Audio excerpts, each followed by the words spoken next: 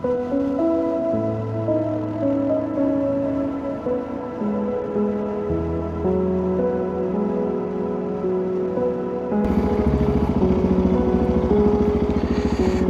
наш, който си на небесата, да се свети Твоето име, да бъде Твоето царство, да дойде Твоята воля, както на небето, така и на земята. И на същия ни хляб дай ни днес.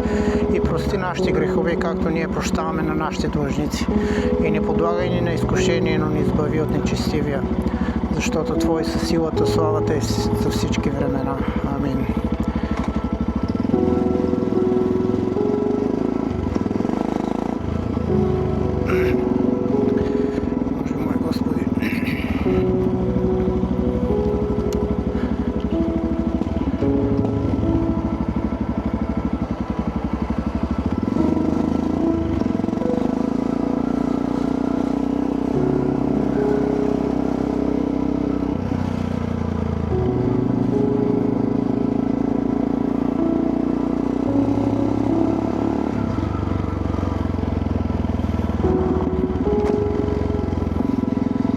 Така, здравейте хора! Това е каналът на The Narrow Gate Rider. Аз съм Иван и се радвам да бъдем част от едно наше общо пътуване, което не е само на мотора, на двете колела, а е нашето общо пътуване на живота. Всички ние пътуваме нашия житейски живот и трупаме житейски опити. И този канал ще бъде не само пътуването на две колела, но и житейският опит, който всички ние трупаме, който всички живеем и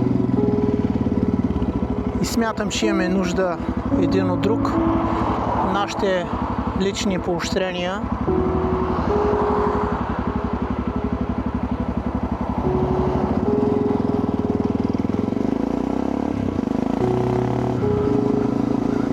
И ще се радвам да споделяме опитностите.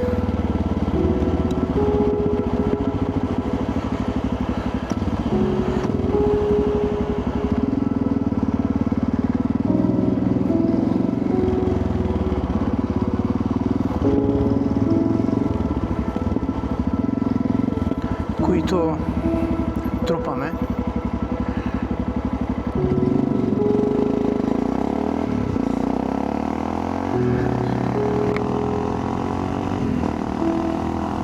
Искам да благодаря на Господ за тази възможност да бъда тук и сега, да усещам вятъра, да се наслаждавам на времето и на момента. Хубаво е да сме благодарни. И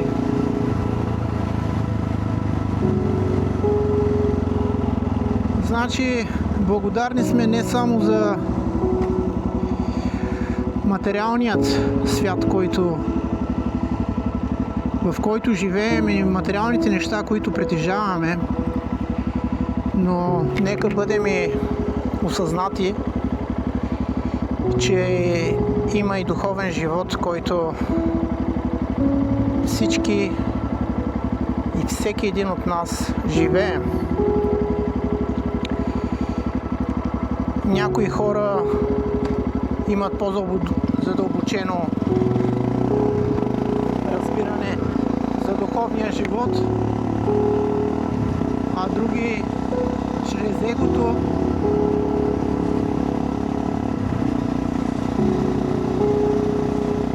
задържат духа да не бъде изявен в тях и така тези хора не могат да изпитат духовен живот.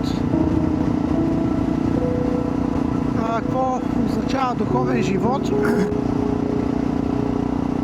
Смятам, че това ще е тема на разговор.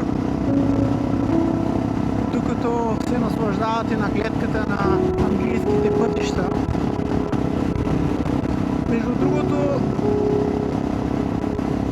ако ме питате откъде и докъде пътувам, в момента пътувам от Лондон до града, в който живея, който е на 80 км. От Лондон и се нарича Колчестър. Официално това е първият английски град, който е преминал от Римската империя в настояща Англия.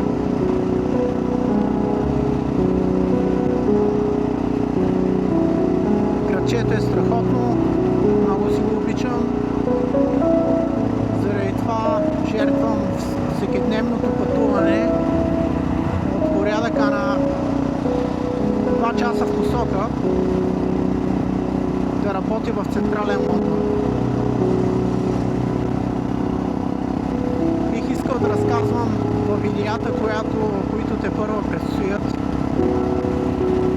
начинът ми на живот, какъв е бил преди, какъв е сега, чрез израстването ми,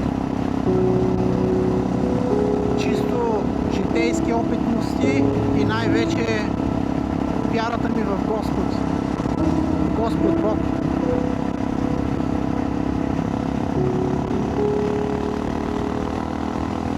Исус Христос. Отец и Святия Дух. Това е нашия християнски триединен Бог, който ние като християни трябва да величаем, не защото така ни е казано,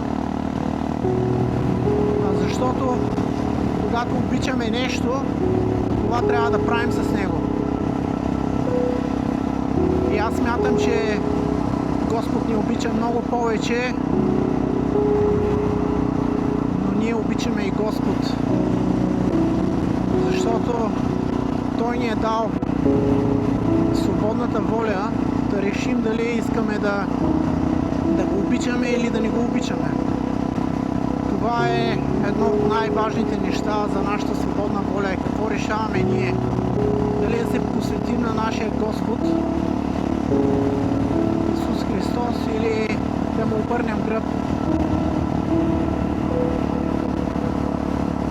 Тези пътувания на мотора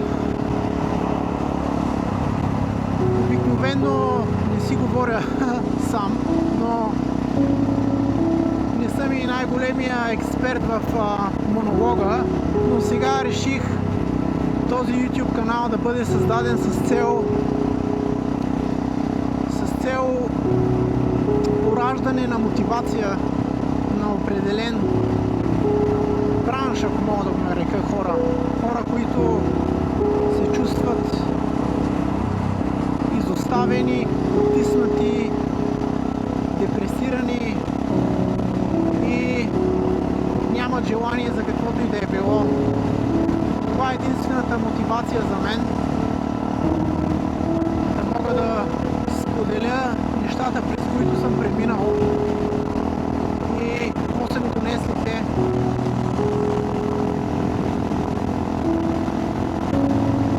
Нямам търпение да ви разказвам в следващите видеа как се разви моят живот тук и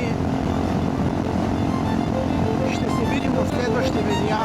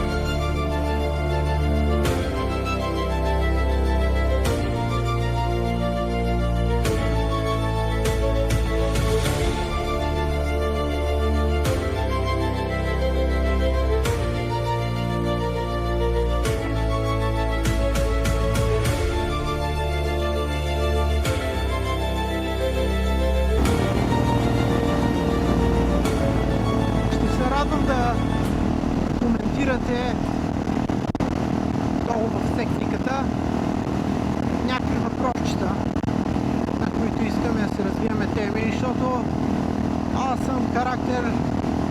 Сега на майтап мога да го кажем, че всички българи сме философи, но аз имам интереси в доста различни аспекти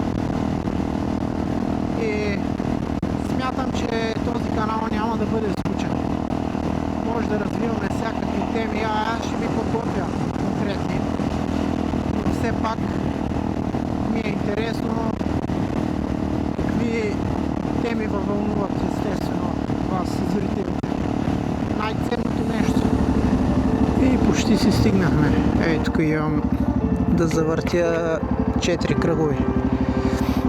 За щастие живеем много близко до магистралата.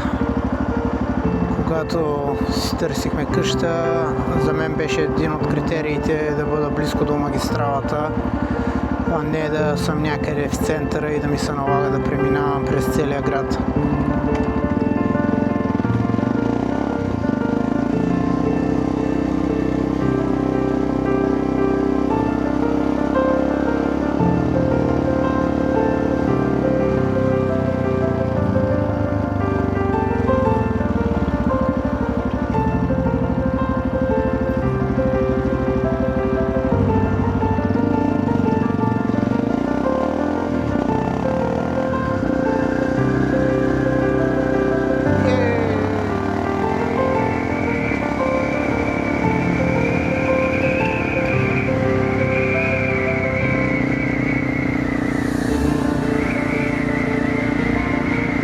Простете ми, ако някъде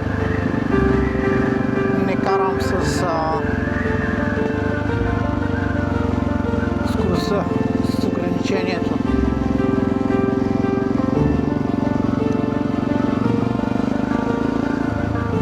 Така, броим ли кръговите? Това вече беше третото кръго. И имам още едно четвърто. И съм си горе-долу вкъщи.